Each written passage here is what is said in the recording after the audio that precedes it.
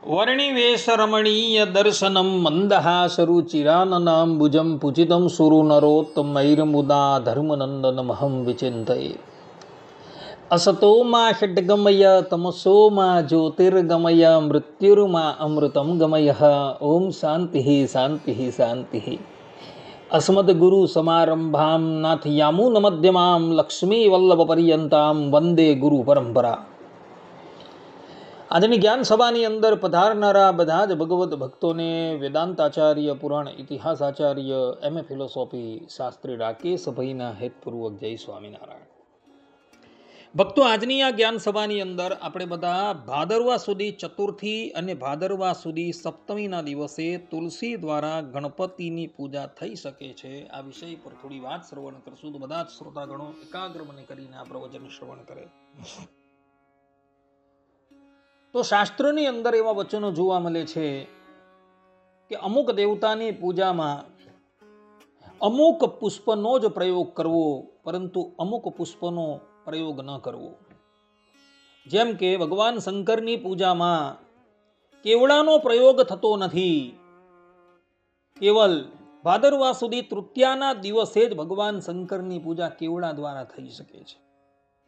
તે જ પ્રમાણે ભગવાન વિષ્ણુની પૂજામાં પણ ધતુરાનો પ્રયોગ થતો નથી. ધતુરાનો પ્રયોગ કેવલ ભગવાન શંકરની પૂજામાં થઈ શકે છે. તેમ ગણપતિ મહારાજની પૂજામાં પણ તુલસીનો ઉપયોગ થતો નથી. કેવલ ભાદરવા સુધી ચતુર્થીને બાદ કરતા ક્યારેય પણ તુલસી દ્વારા ગણેશનું અર્ચન કરવામાં આવતું નથી. ભાદરવા સુધી ચતુર્થીના દિવસે જ કેમ ગણપતિનું પૂજન તુલસી દ્વારા કરવામાં આવે છે એ સંબંધમાં બ્રહ્મવૈવર્ત પુરાણના ગણપતિ ખંડમાં એક કથા આવે છે કે ગોલોકમાં રાતિગાજીના શાપથી શાપિત થયેલી તુલસી નામની ભગવાનની પ્રેયસી ધરાતલ પર ધર્મધ્વજ રાજાના ઘરે જન્મ લે છે. અને જ્યારે એ યુવા અવસ્થામાં આવે છે ત્યારે પિતાજીની આજ્ઞા લઈ એવો તપસ્યા કરવાને અર્થે હિમાલય પર જતા હોય છે.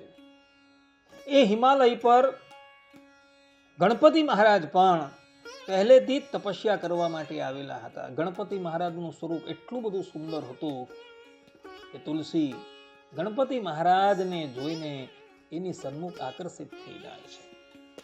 ગણપતિ મહારાજે આ જીવન બ્રહ્મચર્ય વ્રત પાળવાની પ્રતિજ્ઞા લીધી હતી. તુલસી દેવી એની પાસે આવે છે અને લગ્નનો પ્રસ્તાવ મૂકે છે, પરંતુ ગણપતિ મહારાજ કહે છે કે હે દેવી, અમે આ જીવન બ્રહ્મચર્ય વ્રત રાખવાની પ્રતિજ્ઞા લીધી છે. ગણપતિ મહારાજની વાત સાંભળી તુલસી દેવી ગણપતિ મહારાજને અનુનયી વિનંતી કરે છે, પરંતુ ગણપતિ મહારાજ એમની વાત માનતા નથી. જેથી ક્રોધાયમાન થઈ તુલસી દેવી ગણપતિજીને શાપ આપે છે કે જાઓ, અમારો શાપ છે કે તમારા પણ લગ્ન થશે. ત્યારે ગણપતિ મહારાજ પણ તુલસી દેવીને શાપ આપે છે કે ભવિષ્યની અંદર તું વૃક્ષના રૂપમાં જન્મ લેશે અને મારી પૂજામાં તારો ક્યારેય પણ ઉપયોગ થશે નહીં. આ પ્રમાણે જ્યારે ગણપતિ મહારાજે કહ્યું એટલે તુલસી દેવી ગણપતિ મહારાજને વિનંતી કરે છે કે દેવ, મારા પર અનુગ્રહ કરો. એટલે ગણપતિ કહે છે કે દેવી, ભાદરવા સુધી ચતુર્થીને બાદ કરતા મારી પૂજામાં તારો ક્યારેય પણ ઉપયોગ થશે નહીં. અને એટલે માટે ભાદરવા સુધી ચતુર્થીના દિવસે આપણે બધા તુલસી દ્વારા ગણપતિનું અર્ચન કરીએ છીએ. ભાદરવા સુધી ચતુર્થીને બાદ કરતા ગણપતિની પૂજામાં ક્યારેય પણ તુલસી આવતા નથી. ગણપતિના નૈવેદ્યમાં પણ આપણે દુર્વા અર્પણ કરીએ છીએ. પરંતુ સ્કંદ પુરાણ પ્રભાસ ખંડ ઉત્તરાર્ધ દ્વારકા મહાત્મયના 43મા અધ્યાયના 1 થી 3 શ્લોકમાં એવા વચનો જોવા મળે છે કે સપ્તમીના દિવસે પણ ગણપતિનું પૂજન થઈ શકે છે. ત્યાં પ્રહલાદજી કહે છે કે કે સાવિત્રીમ ચ ભવાનીમ ચ દુર્ગામ ચૈવ સરસ્વતીમ યો અર્ચયેત તુલસી પત્રૈઃ સર્વ કામ સમન્વિતઃ ગૃહીત્વા તુલસી પત્રમ ભક્ત્યા વિષ્ણું સમર્ચયેત અર્ચિતમ તેન શકલમ સદેવાશુર માનુષમ ચતુર્દશ્યામ મહેશાનામ પૌર્ણમાસ્યામ પિતામહમ યે અર્ચયંતી ચ સપ્તમ્યામ તુલસ્યા ચ ગણાધિપમ. अर्थात कि जो मनुष्य तुलसी दल से सावित्री, भवानी, दुर्गा, सरस्वती की अर्चना करते हैं उनकी सभी कामना पूर्ण होती है.